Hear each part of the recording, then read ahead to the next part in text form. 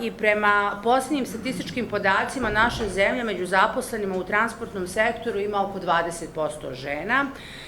Najviše žena obavlja administrativne poslove, a na rukovodećim pozicijama smo uspeli da se izborimo svojim znanjem, prevashodno ne zato što smo žene,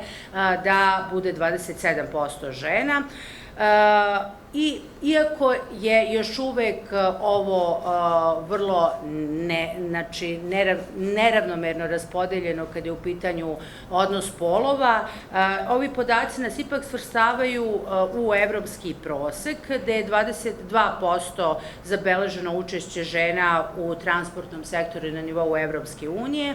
i prednjačimo kao i u većini stvari kada je u pitanju region, Crna Gora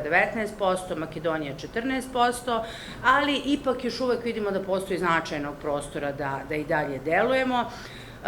i zato svi treba